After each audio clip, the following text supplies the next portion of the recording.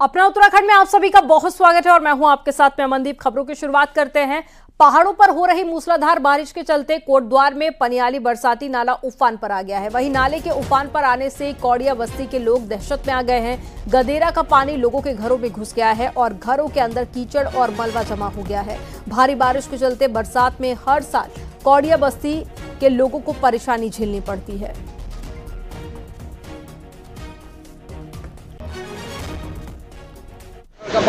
हाँ, रोखड़ का पानी कदियो आ जा।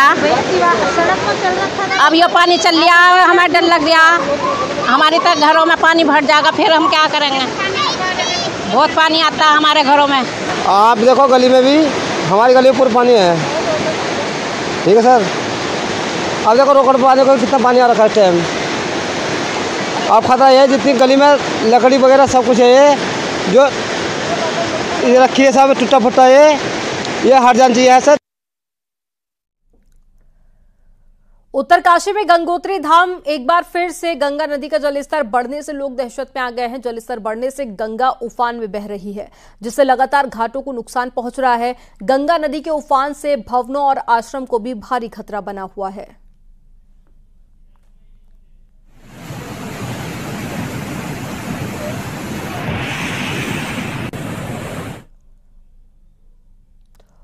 रुद्रप्रयाग में केदारनाथ हाईवे पिछले कई घंटों से बंद है। डोलिया देवी के पास में भूस्खलन हुआ है और पहाड़ी से मलबा और पत्थर सड़क पर आ गए हैं, जिसकी वजह से सड़क पर आवाजाही पूरी तरह से बंद हो गई है और यात्री फंसे हुए हैं। हाईवे को खोलने का काम जारी है, लेकिन पहाड़ी से बार बार मलबा गिर रहा है, जिसकी वजह से सड़क को खोलने के काम में दिक्कत भी हो रही है।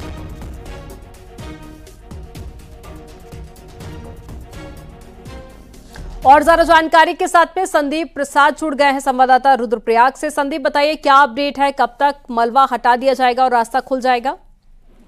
जी बिल्कुल, आपको बता दूं केदारनाथ हाईवे अभी जो डोलिया देवी है वहाँ पे लगातार अवरुद्ध होता है। प्रत्येक दिन ऐसे हो रहा है क्योंकि लगातार जो बारिश हो रही है रात्रि के समय, उसके कारण जो बोल्डर और जो मलबा है वो खिसक जा रहा है। अभी भी लगभग 8 बजे 8:15 बजे मार्ग बंद हो गया था सुबह और अभी तक ये बंद है और अब इसको खोलने का पूरा प्रयास किया जा रहा है। लगभग आधे घंटे बाद मार्ग फिर से सुचारू हो जाएगा, लेकिन वहाँ पे सबसे बड़ी समस्या ये है कि ऊपर से लगातार वहाँ पे पहाड़ी का धसाव हो रहा है और उससे जो सड़क है वो अवरुद्ध हो जा रही है और दोनों तरफ जो है वाहनों का लंबी कतारें वहाँ पे लगे, क्योंकि जो भगवान केदारनाथ की यात्रा और आज श्रावण का सोमवार भी है, तो इससे काफी संख्या में श्रद्धालु भगवान केदारनाथ के दर्शनों के लिए जाते हैं, जलाभिषेक के लिए जाते हैं, तो काफी भीड़ वहाँ पर। लेकिन अब लगभग आधे घंटे का समय बता रहे कि उसके बाद मार्ग खुल जाएगा। जी, जानकारी देने के लिए बहुत शुक्रिया संदीप आपका।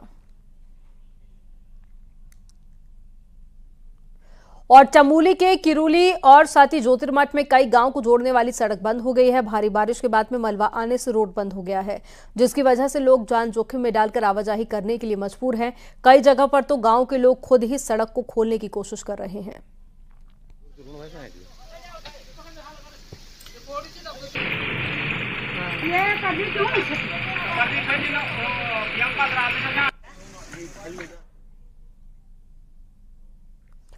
उत्तरकाशी में सुबह से बंद गंगोत्री नेशनल हाईवे खुल गया है और कई घंटों की कड़ी मशक्कत के बाद में प्रशासन की टीम ने हाईवे को खोल दिया।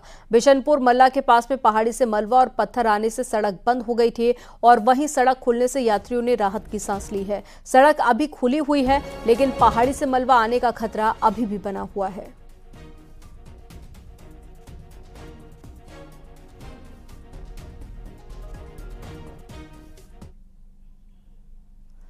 बागेश्वर में बारिश आफत बनकर बरस रही है और इस मॉनसून सबसे ज्यादा नुकसान सड़कों के बाद में आवासीय मकानों को हुआ है।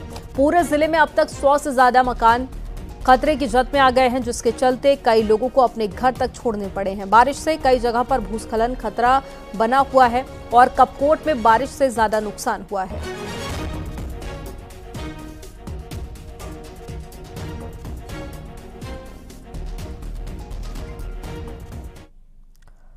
उत्तराखंड में भारी बारिश की चेतावनी जारी कर दी गई है। मौसम विभाग ने आज पूरे प्रदेश के लिए बारिश का येलो अलर्ट जारी किया, जिसका सबसे ज्यादा असर चंपावत और नैनीताल में दिखने का अनुमान है और मौसम विभाग ने भी पूर्वानुमान जताया है। बाकी जिलों के कुछ क्षेत्रों में तेज बारिश हो सकती है। पहाड़ में कई जगह पर बारिश ने जमकर तबाही मचाई है और बारिश से कई सड़कें बंद हो गई हैं।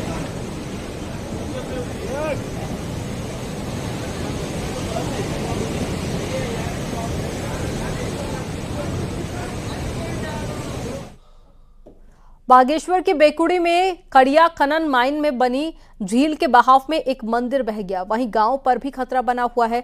तेज बहाव के चलते कड़िया खनन माइन में पानी भर गया था, जिससे खतरा भी बना हुआ है।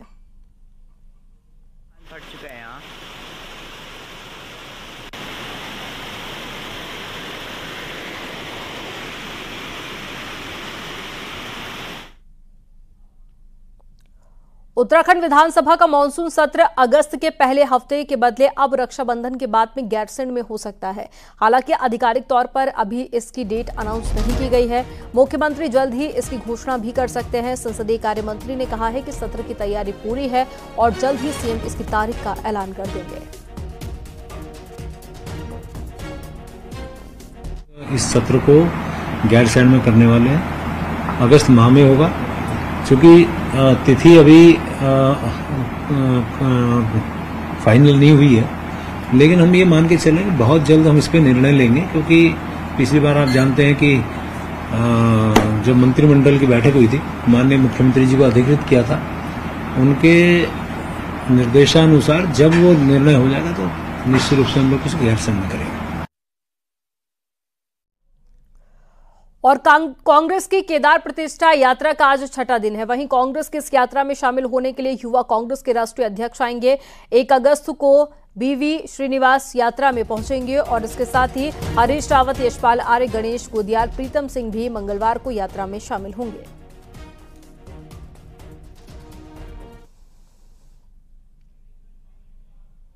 लेकर 3 अगस्त तक मैं केदारनाथ धाम और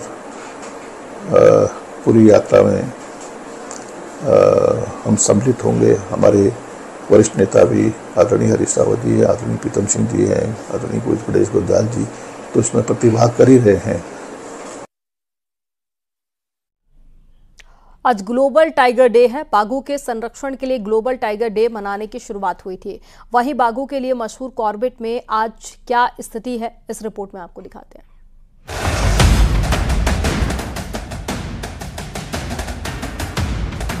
कॉर्बेट टाइगर रिजर्व में 2001 में 130 बाघ थे। अगर बीते 5 सालों के आंकड़ों पर नजर डालें तो यहां 2015 में 170 बाघ, 2017 में 200, 2019 में 230 बाघ थे, जबकि 2021 में बाघों की संख्या बढ़कर 250 पहुंच गई और 2022 में बाघों की तादाद बढ़कर 260 हो गई है। ये संख्या कॉर्बेट टाइगर रिजर्व की है, जबकि इससे जुड़े वन प्रभागों में भी बाघों के कुनबे खूब फल फूल रहे हैं। बढ़ते बाघ एक जगह से दूसरी जगह मूव कर रहे हैं, जिससे मानव वन्यजीव संघर्ष भी बढ़े हैं। अगर उसको पुराने हैबिटेट में प्रे बेस मिलेगा, क्योंकि जब प्रे नहीं होगा, जो खासतौर से पहाड़ी इलाकों में समस्या है वो है प्रे की, तो उसके लिए हमें कॉरिडोर स्टैब्लिश करने पड़ेंगे, उनका इम्प्रूवमेंट करना पड़ेगा, चाहे चरागाहों का विस्तरण हो वहाँ पर, चाहे मिश्रित वनों का वहाँ पर जो है उनकी आबादी बढ़ाई जाए, जिससे कि प्रे आएगा और जो बाघ बाहर निकल के आ रहा है कम दबाव उसका रहेगा और आपसी उनमें संघर्ष भी कम होगा।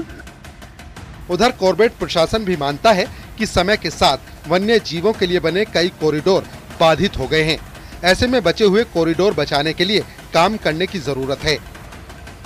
उनका कॉरिडोर्स में और जो कनेक्टिंग जो फॉरेस्ट है उनमें वास्थल विकास का कार्य किया जाए, चाहे उसमें ग्रासलैंड मैनेजमेंट की बात हो, चाहे पानी की व्यवस्था करने की बात हो, इसका एक बहुत बड़ा कार्य किया जा रहा है। साथ ही क्योंकि जो कम्युनिटीज़ जो आसपास रह रही हैं, जो भी ग्रामीण जो आसपास रह रहे हैं, उनको भी इस संबंध में सचेत करने का।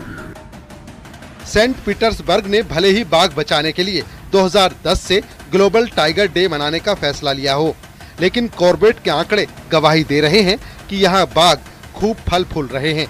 न्यूज़ 18 के लिए रामनगर से गोविंद पाटनी की रिपोर्ट।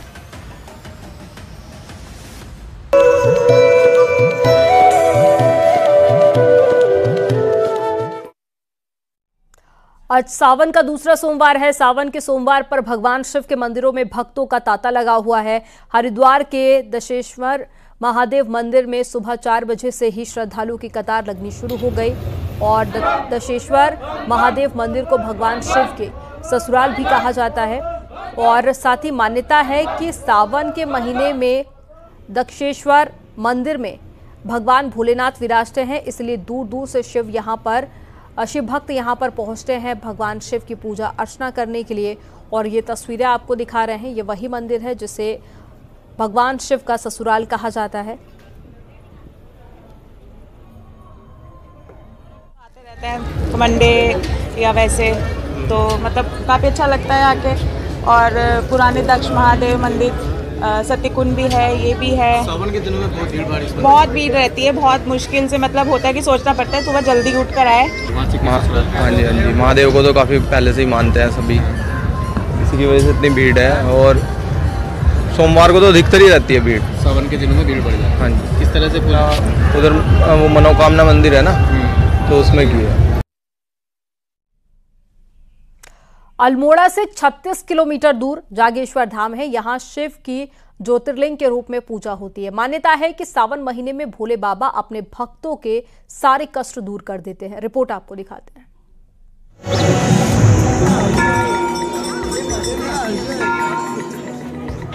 वैसे तो जागेश्वर धाम में साल भर श्रद्धालुओं का तांता लगा रहता है, लेकिन सावन के महीने में यहाँ भीड़ और बढ़ जाती है। दूर दूर से भक्त आते हैं और भगवान शिव से अपनी मनोकामना मांगते हैं।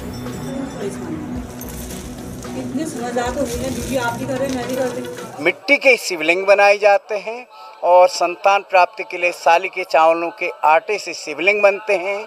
कष्ट निवारण के लिए गोबर के और लक्ष्मी प्राप्ति के लिए मक्खन के शिवलिंग बनाने का ये प्राचीन काल से ही यहाँ पर ये पद्धति चली आ रही है। और महिलाएं यहाँ पर संतान प्राप्ति के लिए रात भर हाथ में दीपक लेकर तपस्या करते हैं। भोले बाबा उनको आशीर्वाद देते हैं। सावन के पूरे महीने जागेश्वर धाम में हजारों की तादाद में श्रद्धालु पहुंचते हैं। संतान प्राप्ति के लिए लोग भोले बाबा की विशेष पूजा अर्चना करते हैं। मान्यता है कि सच्चे मन से पूजा करने पर निसंतान दंपति को संतान की प्राप्ति होती है। सावन महीने में जागेश्वर मंदिर में सारे महीने में पूजा होती है और रात भर दिया जलाने से यहाँ संतान प्राप्ति होती है। जागेश्वर धाम के साथ दंडेश्वर और वृद्ध जागेश्वर धाम हैं, जहां भी सावन के महीने में भगवान शंकर की विशेष पूजा अर्चना की जाती है और भगवान शिव अपने भक्तों के हर कष्ट को दूर करते हैं। न्यूज़ 18 के लिए अल्मोड़ा से किशन जोशी की रिपोर्ट।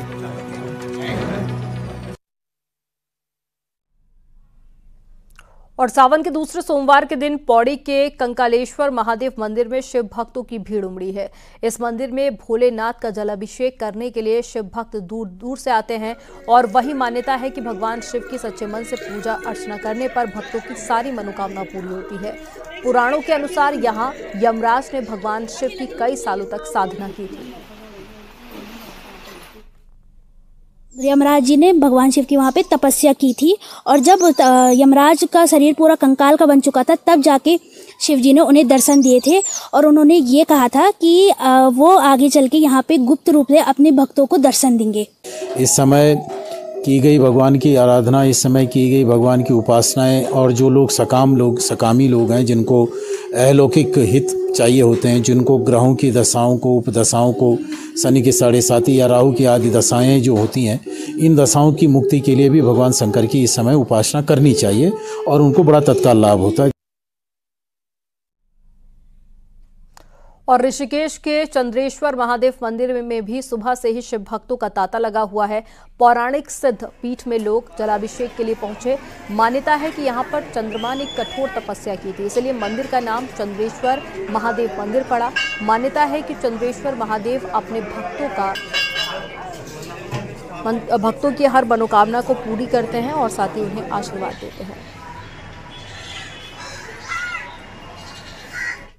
ऐसा पुराणों में वर्णन है, स्कंद पुराण के उत्तराखंड में वर्णन है कि जब चंद्रमा को श्राप लगा और क्षय रोग चंद्रमा को हुआ तो चंद्रमा नित्य घटने लगे। अपने क्षय रोग को देख करके भगवान चंद्रेश्वर महादेव की उन्होंने उपासना करी और इसी स्थान पर भगवान चंद्रेश्वर के रूप में उनको भगवान ने दर्शन दिया।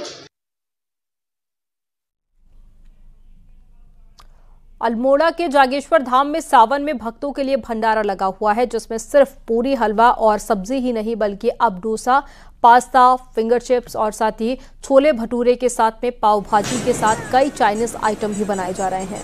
वहीं धाम में आने वाले श्रद्धालु भंडारे को खूब पसंद से खा रहे हैं।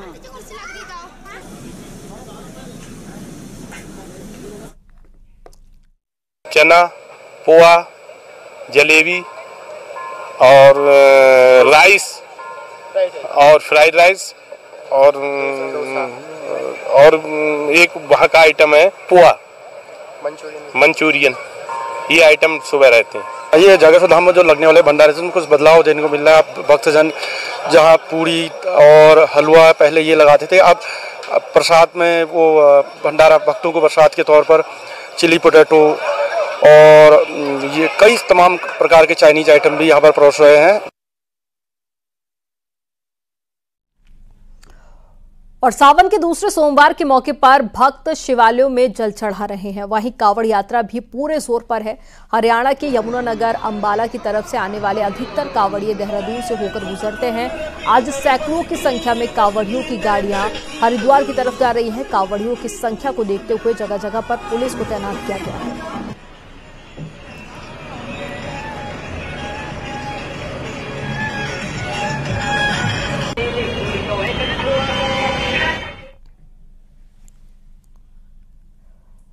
टिहरी के बूढ़ा केदार में 27 जुलाई को गांव के ऊपर भारी भूस्खलन हुआ था, जिसके बाद में प्रशासन ने पूरे गांव को खाली करा दिया।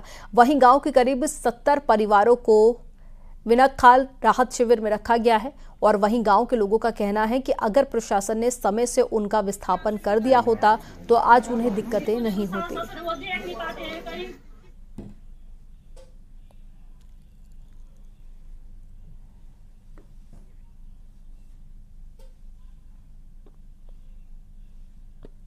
जिले के बूढ़ा केदार में 27 जुलाई को आई आपदा के बाद से जहां तोली गांव में 2 लोग जिंदा दफन हो गए थे, उसके बाद कुछ ही घंटों बाद उसके सामने के गांव तिनगढ़ में भी भारी मलबा आ गया था, लैंडस्लाइड हो गई थी। लेकिन हालांकि प्रशासन द्वारा गांव को संवेदनशील देखते उसे खाली करा दिया गया था। लेकिन उसके बाद जो वहां पर परिवार थे, करीब 60 से 70 परिवार थे, उन्हें यहाँ विनकखाल इंटर कॉलेज में राहत शिविर में रखा गया है। आप देख सकते हैं कि ये सब जो लोग हैं, आपदा प्रभावित लोग हैं, यहाँ विनकखाल इंटर कॉलेज में राहत शिविर में रखे गए हैं। और इसमें महिलाएं भी हैं, बच्चे भी हैं, बुजुर्ग भी हैं, विकलांग लोग भी हैं। और आइए इनसे बातचीत कर लेते हैं। पूर्व विधायक भी यहाँ पर पहुंचे हुए हैं जो लगातार इनके साथ में हैं। आइए इनसे बातचीत कर लेते हैं।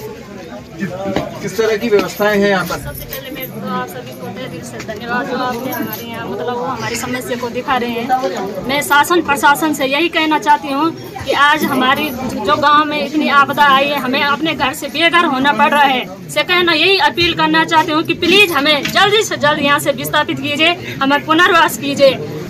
सब दिक्कत क्या है? दिक्कत तो बुरी दिक्कत है साहब। पूरा गांव हमारा तस्त नष्ट हो गया है। पूरे कई हमारे पशु, कई बच्चे देख रहे हैं। पूरे गांव वाले स्कूल में बैठो। वो बोल रहे हैं कि हम कितने पाएंगे आपके बच्चे को, दूध देने वाले बच्चे को रिश्तेदारी के घर है, क्या करें, कहाँ जाएं हम, कहाँ रहेंगे, क्या करेंगे हम। हमारे गाँव देश बहुत समस्या है, जो हम वहाँ से मन कर रहे हैं वहाँ कैसे जाएंगे हम। सौरभ सिंह, न्यूज़ 18, तिनगढ़ गाँव। उत्तराखंड के लोक गायक नरेंद्र सिंह नेगी को उनके 50 सालों के संगीत के सफर के लिए लंदन में सम्मानित किया गया।